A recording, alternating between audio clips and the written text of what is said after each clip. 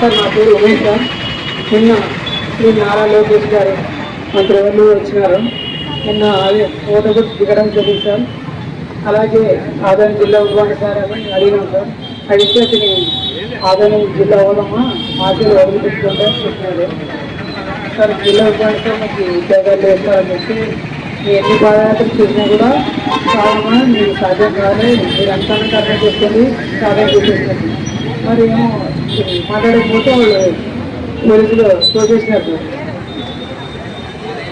మీరు మొత్తం ఎంతమంది వెళ్ళి అడిగారు? నేను అక్కడే పోయినా, ఒక్కడే వెళ్ళి అడిగారు.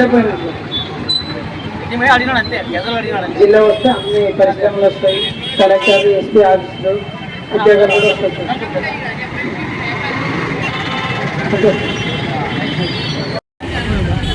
చాలా ఎదురు చూసినాము. నారా లోకేష్ గారు యుద్ధానికి వస్తారేమో అనుకున్నాము. ఎందుకంటే ప్రజల్లో ఉంటాము అది అన్నాడు. ఆయన ఏమో రాలేదు.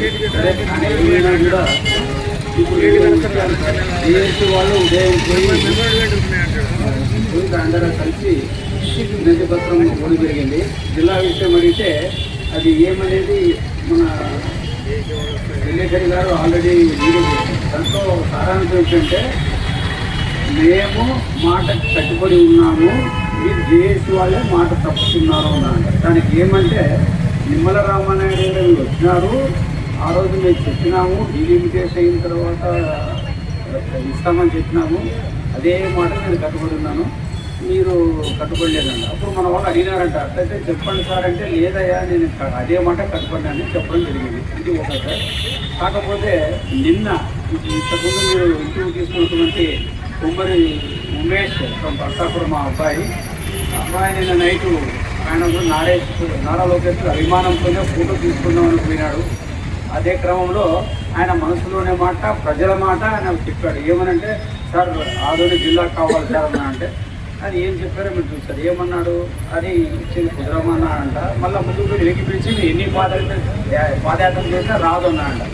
మేము సూటిగా నారా లోకేష్ గారిని ప్రశ్నగా అడుగుతున్నాం. ప్రజల ముందు ఒక మాట, నాయకుల ముందు ఒక మాట అనము, రెండు నాలుకల జోలి కాదా లోకేష్ బాబు గారని ధైర్యంగా అడుగుతున్నారు. ఎందుకంటే ఇక్కడే మీ యొక్క నైజం బయటపడింది.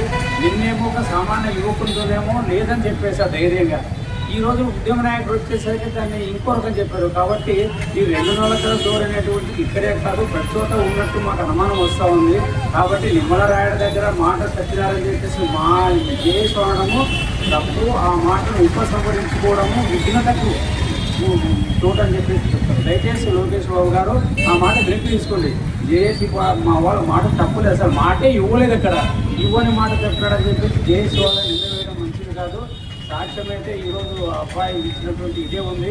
కాకపోతే వీడియో రికార్డింగ్ ఇంకా బాగుండేది. అయినా సరే సార్, మీరు ఇప్పటికి కోరుతున్నాము, మీరు చాలా చేశామని చెప్పారు.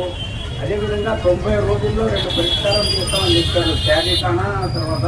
కాబట్టి మైనారిటీ సోదరులకు మీరు ఇచ్చినటువంటి వాగ్దానానికి మేము చాలా సంతోషిస్తున్నాం, గర్వపడుతున్నాం.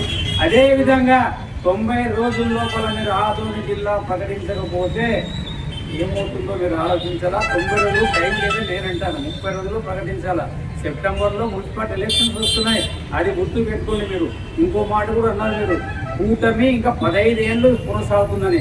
అయ్యా మా ఎమ్మెల్యే గారండి, ఆయన ఎన్నిసార్లు 3-4 సార్లు అడిగాడు అసెంబ్లీలో. ఏమని అడిగాడు, ఆదోని జిల్లా చేయండి, ఆదోని మనం పునరుద్ధరణ చేయండి చెప్పేసి. మళ్ళా ఎమ్మెల్యే మాట విలువలేదా? ఆయన బీజేపీని మీరు నెగ్లెక్ట్ చేస్తున్నారా, లేకపోతే ఏమన్నా మాకు అర్థం కావడం లేదు.